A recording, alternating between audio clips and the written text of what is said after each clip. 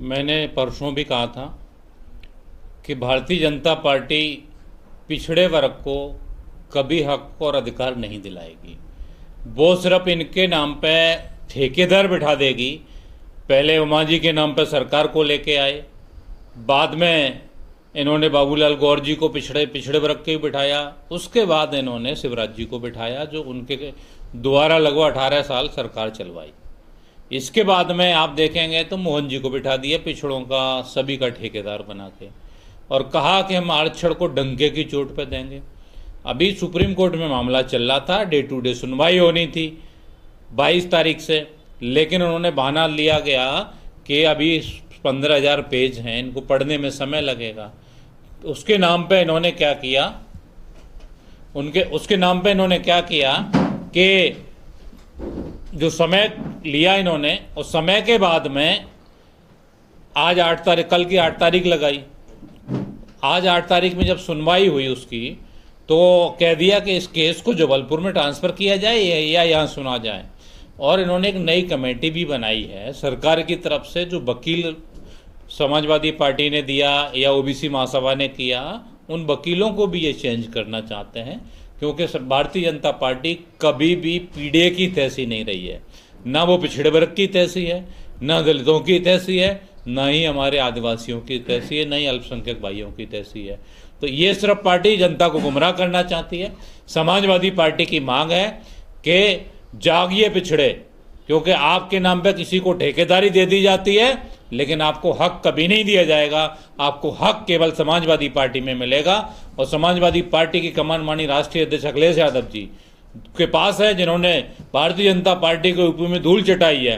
अब मध्य प्रदेश में 28 में हमारी सरकार आएगी, तो उस समय पे आपको केवल 27 नहीं, आपकी आबादी 52% है या 60%, जो सरकारी डेटा निकल के आएगा, जो आंकड़े आएंगे, उसके हिसाब से आपको हक और अधिकार आरक्षण दिलाया जाएगा और सभी को दिलाया जाएगा। 8 तारीख से कितनी उम्मीद थी आज से आप लोग को? पूरी उम्मीद थी, क्योंकि 23 को इन्होंने सुनवाई करने के बाद कहा था कि हम स्टडी करके आपकी 8 तारीख के बाद में कंटिन्यू सुनवाई करके आपका हल निकाल देंगे। और सरकार ने कहा था, यहाँ के मुख्यमंत्री ने कहा था, और महाधिवक्ता जो उस दिन आए थे मीटिंग में बैठे थे, उन्होंने भी कहा था कि नहीं, हम आरक्षण देना चाहते हैं, आरक्षण के पक्ष में।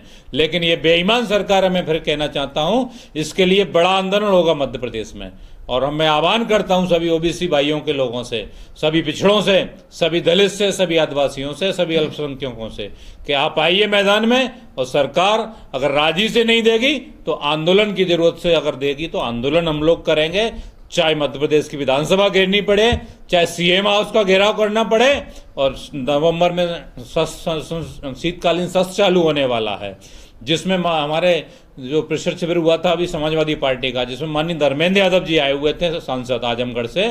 उन्होंने कहा है कि सरकार को पिछड़ों को 27% आरक्षण सरकार तुरंत दे, 13% होल्ड पदों को अनहोल्ड करे, और सत्र में जब नवंबर में चालू होगा, सबसे पहले समाजवादी पार्टी की तरफ से आरक्षण के लिए इस मुद्दे को उठाया जाएगा, सदन में कहा जाएगा, और जरूरत पड़ेगी आंदोलन की तो आंदोलन भी किया जाएगा। अभी तो हम 27 की बात कर रहे हैं, लेकिन हमें 52 चाहिए और सरकार को देना पड़ेगा, क्योंकि हमारा संविधान कहता है कि जिसकी जितनी संख्या भारी उसकी उतनी भागीदारी, वो लेके रहेंगे और तभी मानेंगे।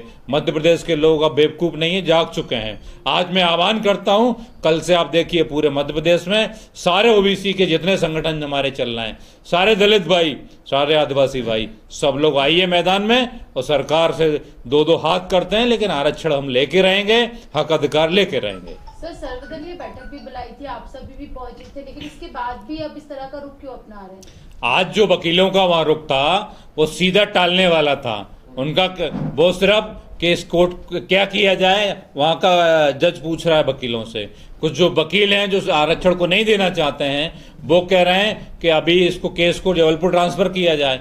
आप इसी में उलझा के रखेंगे, और आने वाला बिहार का चुनाव है, इसमें भी आपको लोग जवाब दे देंगे, क्योंकि इनकी देने की मंशा नहीं है। अगर पहले ही डिनाई कर देंगे तो बिहार में इनको नुकसान होगा, तो इसलिए इन्होंने इस मामले को टालना चाहा है। भारतीय जनता पार्टी ना 20 साल से सरकार, 21 साल से 22 साल होने वाले हैं, क्यों नहीं दिया अभी तक आरक्षण? इनकी मंशा होती तो अभी तक दे देते, इनकी मंशा ही नहीं है। और इसकी दोषी कांग्रेस भी है। अगर आप देखेंगे, मैं कांग्रेस से भी पूछना चाहता हूं कि आपकी मंशा है तो उसके लिए क्या करने वाले हैं। आइए हम सब मिलकर आंदोलन करते हैं।